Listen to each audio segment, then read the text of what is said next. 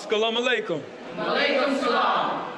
In the name of Allah, the beneficent, merciful, to whom all praises are due, who we forever thank for giving us the Honorable Elijah Muhammad as our leader, as our teacher, and as our guide.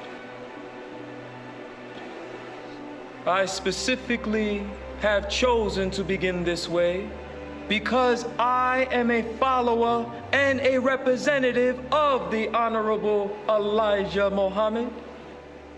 And if it was not for him, you and I would not be here today. Say that. The black man of America, for the past 400 years, has always been like a boy living inside the white man's house. That's right. He finds himself begging the white man for opportunities, for food, for shelter, for clothing. And then as soon as the white man provides him with all of these things, the black man suddenly turns around and has the nerve to get angry at the white man when he tries to control his life. How can people such as our people, who own no factories, who own no industries, who own no corporations, have equal job opportunities competing against the race that owns everything? Everything. Right.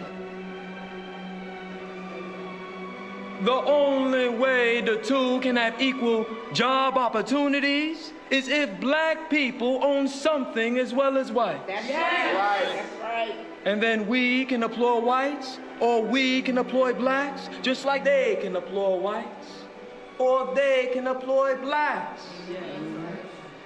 But as long as the factories are in the hands of the whites, as long as the industries are in the hands of the whites, as long as the housing, as long as the school system, Teach. as long as the banks, the hospitals, the movie theaters, the food markets, the laws Keep going. Preach it. Keep going. are in the hands of the whites, we as a people will always be put in a situation where the blacks are constantly begging the whites. That's right. That's right. Can we do this or can we do that? Right. Now, according to the government economists, it has been said that the black man has the spending power of $20 billion per year. We feel as the black man spending $20 billion per year, not setting up any businesses, not creating any industries or any job opportunities for his own kind. He is not in a moral position to point fingers today at the white man and complain that he's being discriminated against when he himself hasn't set up anything. If these so-called Negro leaders are such geniuses, they should use their talent and their know-how to teach the black man how to pull their resources and build something of their own. Yes.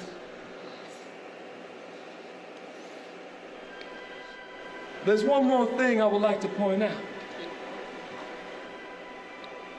many immigrants from different lands have arrived to this country with just nickels and dimes and no education.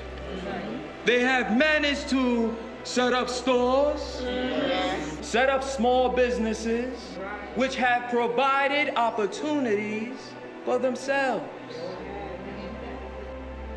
Now, what makes the so-called Negro of America, who has been in this country for over 400 years, unable to stand on his own 2 feet? It's because he has no confidence. That's right. The so-called American Negro has no proud confidence in his own race. Because our history, our past has been destroyed, has been neglected, has been ignored. And by not knowing our history, we don't know we have any achievements, any accomplishments. And as long as you can be convinced that you never did anything, you could never do anything. This is why the white man, he makes sure his children knows all about George Washington, Abraham Lincoln, Caesar, Napoleon, Alexander the Great, William Shakespeare, Christopher Columbus, all of these white heroes. Right. But they don't teach our children about any black heroes. The only thing they tell us about our history is that our ancestors were picking cotton. Cotton picking don't move me. No. But when it comes to teaching black people something about great black men, great black women who stood their ground, who are kings and queens, who are scientists, who are inventors, who are founders of culture, civilization, the white man has wrongfully taken that part out of the textbook. And today, the effect that it has on you and me, we don't think we could stand on our own 2 feet.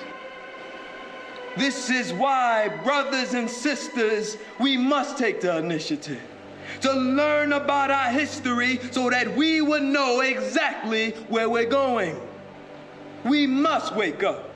We must clean up. Then we will stand up. Assalamu alaikum.